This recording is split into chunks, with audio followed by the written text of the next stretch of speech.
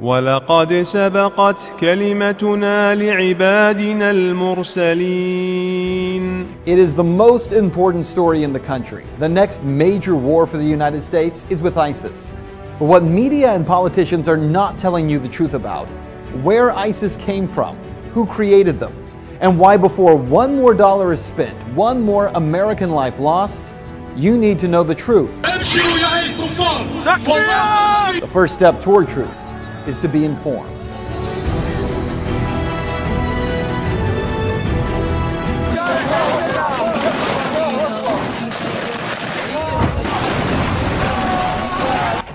The name ISIS is one that every American knows by now. The biggest threat to our national security since Al-Qaeda, right? They are a brutal, savage group known for public beheadings and mass executions. They are the face of the new war on terror.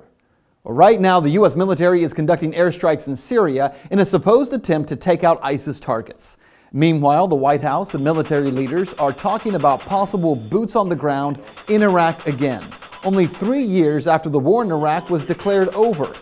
In fact, this war, according to former Defense Secretary Leon Panetta, could last for decades. I think we're looking at kind of a 30-year war kind of history here. Allahu Akbar! So who exactly is ISIS, and where did they come from? It's entirely a creation of the United States' behavior in Iraq. That's how we got to where we are, because of war, because of occupation, because of torture. For answers, we traveled to Los Angeles to meet with Angela Keaton, the founder of antiwar.com. We destabilized and wrecked Iraq. I mean, it caused it to fail miserably, and that's entirely the responsibility of the United States government. There's no one else at fault there. I mean, as horrible as Saddam Hussein was, Iraq was not unstable. It was a functioning country as much as those sorts of things go, and was not a particularly horrible hellhole if you were a religious minority. To understand where ISIS comes from, you have to understand two storylines. The first is what Keaton just said. When the U.S. first went into Iraq, we blew the country apart. We destroyed the government, toppled Saddam Hussein, destroyed infrastructure, and most importantly, left behind a power vacuum, one that would have never have existed had Hussein not been overthrown by the U.S. government. Daniel McAdams with the Ron Paul Institute says this is an historical fact that media just won't discuss. All of this has to do with U.S. action in the region, which destroyed the infrastructure, which destroyed Iraqi society, which destroyed the government. You had a lot of people who lived under Saddam Hussein, who may not have been as happy as larks. Nevertheless, they were living somewhat normal lives. The U.S. put a government in power in Baghdad that all of a sudden was their enemies, that treated them very, very badly. Now that is the easy part of the story. The U.S. created conditions in Iraq where ISIS could get its start. But here's the other storyline that you have to understand, that even with Saddam gone, ISIS still couldn't have risen to power had it not been for what happened next. ISIS actually began as a small insurgent group in Iraq in 2006. They had no money, no real ability to recruit, but they did work to create very limited problems for the U.S. military. It wasn't until 2009 that ISIS shifted its focus from Iraq, where it was largely unsuccessful in developing a foothold, and focused on the civil war in Syria. Even there, ISIS struggled to gain any foothold because the two largest groups fighting against President Bashar al-Assad were al-Nusra Front, or Al-Qaeda, and the Free Syrian Army. Then came a pivotal moment that most Americans aren't even aware of. In June of 2013, a northern general for the Free Syrian Army spoke out on Al Jazeera, Qatar, and stated that if international forces did not send weapons, the rebels attempting to overthrow Syrian President Bashar al-Assad would lose their war in just 1 month.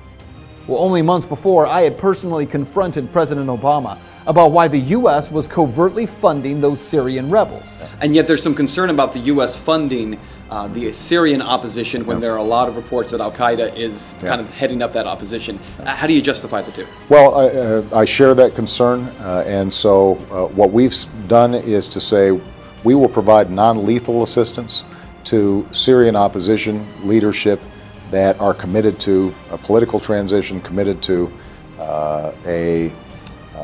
an observance of human rights. We're not going to just dive in and get involved with a civil war that in fact involves some elements of people who are genuinely trying to get a better life, but also involve some folks who would, over the long term, do the United States harm. So even as the president acted as if he was being careful, politicians like Senator John McCain demanded action. So it's a totally unfair and unbalanced fight. And now the rebels are the freedom fighters, the Syrian National Army are being beaten every place around Syria because of the overwhelming firepower, and air power is really the deciding factor. So you've got to take their air power out of it. You've got to have a safe zone where they can operate, train, and equip. And we've got to turn this thing around. So what happened? Well, within just a matter of weeks of that Syrian general making his plea for international help, the U.S., the Saudis, Jordan, Qatar, Turkey, and Israel began providing weapons and training and money to the so-called rebel Free Syrian Army.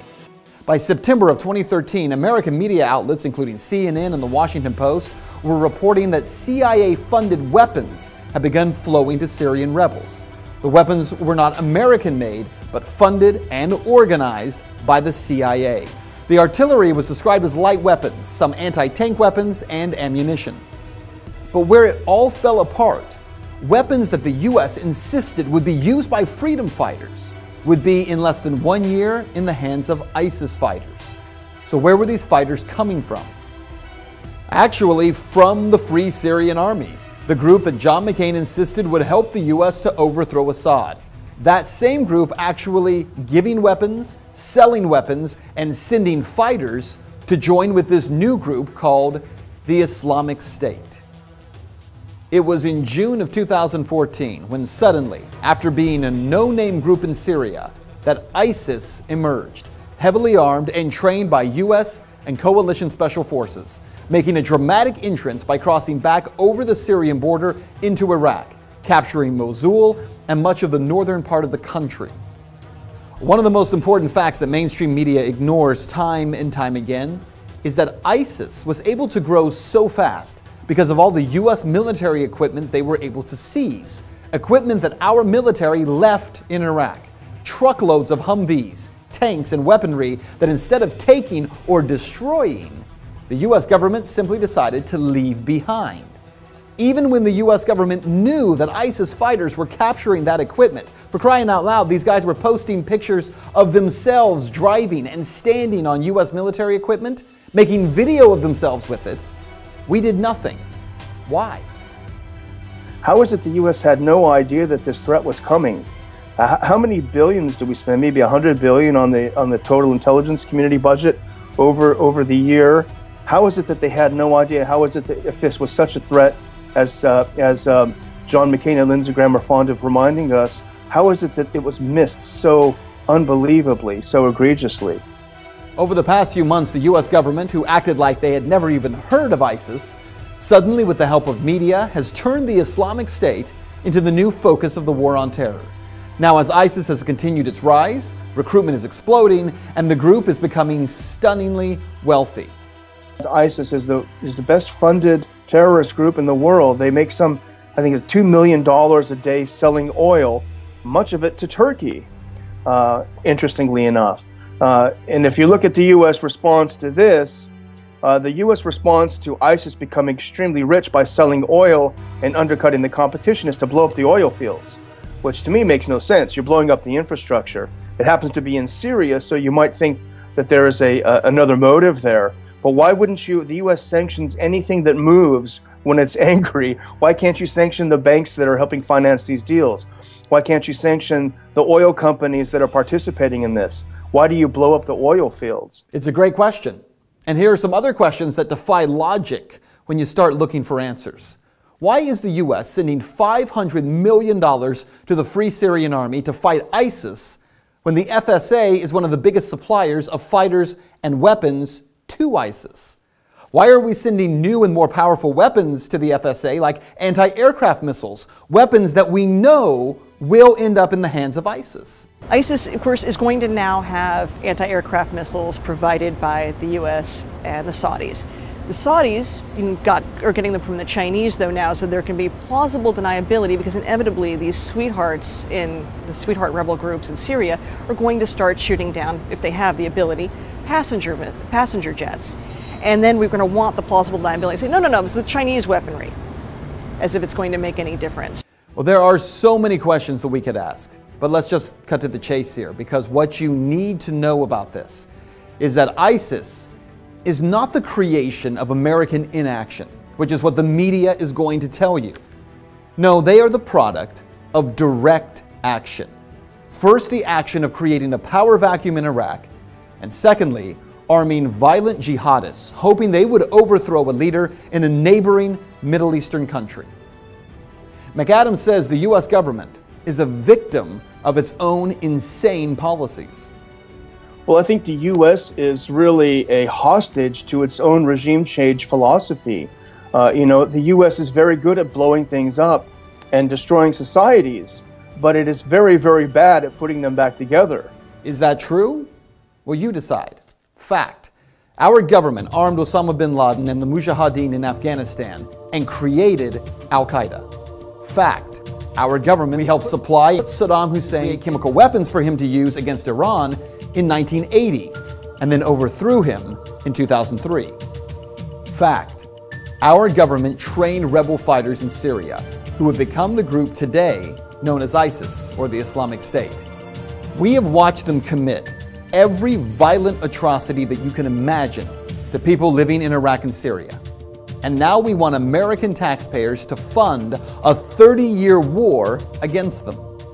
No, it's not the U.S. government being held hostage by these crazy policies. It's the American people. And it's time that we reject the destruction of people groups around the world for the sake of foreign policy that makes so-called defense contractors rich and perpetuates violence, death, and destruction of entire people groups. Because humanity is greater than politics.